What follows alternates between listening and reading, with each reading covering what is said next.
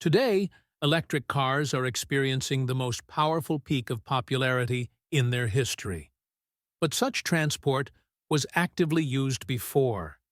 Its history goes back about 200 years, and during these 2 centuries, the electric car has experienced several serious ups and downs. In this film, I will not consider the period of development of the first engines, prototypes of electric vehicles, biographies of engineers who stood at the origins of the development of electric traction technologies, as well as the first experimental prototypes. Therefore, I propose to move closer to the end of the 19th century, when the first working copies began to appear. The starting point for the development of electric cars was 1898. It was at this time that Charles Gentot created the Gentot Duc. Under the control of Count Chasseloup-Laubat, the car set a speed record, reaching 60 kilometers per hour. This happened on December 18, 1898, in Achères, a town located in the bend of the Seine northwest of Paris. Less than a month later, Count de Chasseloup-Laubat improved his own record to 66.63 kilometers per hour. Unfortunately, others soon followed suit, and the record did not hold for long. On January 27, 1899, Belgian racing driver Camille Janotzi broke the world speed record. This record was again broken by Chasseloup-Laubat, who applied rudimentary streamlining to his Gentot. Janotzi replied with his third land speed record on 29 April 1899, reaching 105.88 kilometers per hour in the electric car La Jamais Contents, the first purpose-designed land speed racer and the first record over 100 kilometers per hour. In 1902, he lost the land speed record to Leon Serpollet. I would like to mention another famous car manufacturer, Ferdinand Porsche. His first car, which he also built in 1898, was electric and was called the P1. The car was made from a wooden box or an old horse carriage, but it was actually a transport system with an electric motor. However, to see the success of early electric vehicles, we have to give credit to the United States. By 1900, electric cars had reached their peak, accounting for about a third of all vehicles on the road. They continued to see strong sales over the next 10 years. By 1910, electric car owners could install charging stations on their premises, and car repair shops began offering the service for a fee. According to statistics, in 1912, there were 38,843 electric cars on U.S. roads. This popularity of electric cars eventually attracted Thomas Edison, who was introduced to Henry Ford. Edison believed that electric cars were a superior form of transportation and began producing nickel-iron batteries for multi-purpose use as well as cars. Edison's plan was to convert cars into electric cars, and although he encouraged Ford to build ICE cars, he later began to denounce them and promote electric cars as the future. Historical background: Clara Ford, Henry Ford's wife, was a driver, Detroit Electric Model 47 Brougham. In the years before World War I, many women chose electric cars because they started instantly, without a manual starter, and did not have a difficult-to-change gearbox. The Detroit Electric Plant superintendent hired his daughter, Lillian Reynolds, to sell to women, including Clara Ford, who drove the car into the 1930s.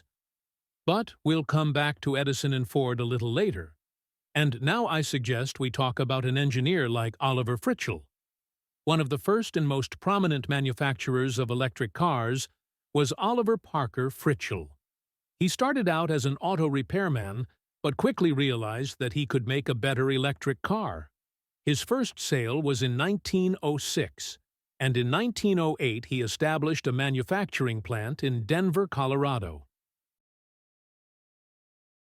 The advertisements in Motor Age magazine described it as the greatest electric car in the world and the only electric guaranteed to go 100 miles on one charge. The year was 1908, and the vehicle was the Model A Victoria Phaeton, built by the Fritschel Automobile and Battery Company. Critics dismissed the manufacturer's claims as a publicity stunt, and so to prove them wrong, and to annoy his competitors, on October 31, 1908, the company's proprietor, American engineer Oliver Fritschel, set off to drive his electric two-seater the 1,800 miles from Lincoln, Nebraska to New York City. While preparing this film for you, I found an interesting catalog in one of the Internet archives. It dates back to 1903. This magazine perfectly displays the prices and models that were available at that time from one of the electric car dealers. And as we can see in 1903, the cheapest electric car was $850, and the most expensive, with two sofas, was $1,800. It is also clearly visible that commercial transport with an electric drive was already present at that time. But let's get back to Edison and Ford. According to the businessmen's idea, their electric cars were supposed to travel from 80 to 160 kilometers without recharging and cost only $500 to $750. Strict confidentiality was maintained during the development of the cars, but rumors about the project leaked. In response to the information leak, Ford decided to give an interview to the New York Times, where he confirmed the plan to release affordable electric cars using the latest batteries. Following him, Edison made a general statement, confirming the words of his colleague.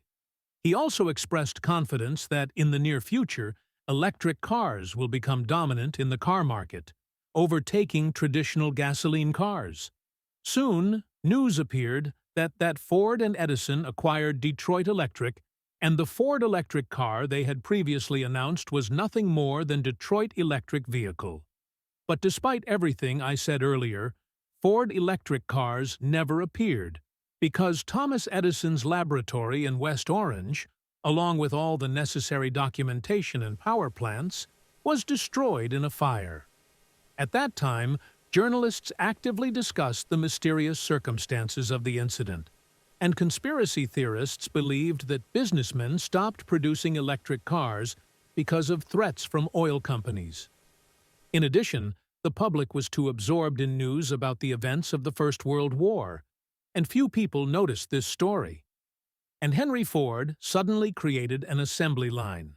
Now he could produce cars with internal combustion engines at record high speed. In fact, it was this event that became a decisive step that put an end to the era of electric cars and set the tone for the automobile industry at that time. In 1912, automobile production in the United States peaked, producing over 187,000 cars that year. Demand for them increased again as better roads were built, and Texas became a rich source of crude oil. On the other hand, Fritschel produced about 194 cars a year, making it impossible to compete. In 1912, the average cost of a gasoline-powered car was $650, while an electric car was about $1,750. That same year, the electric starter was introduced, and demand for gas-powered cars increased even more. Since the 30s, the production of electric cars has ceased to be mass, despite attempts to use them for official purposes. In the 1960s to 1970s, people began to think about ecology and remembered electric engines again. But that's another story. If you liked my film, please like and subscribe to the channel. Thank you.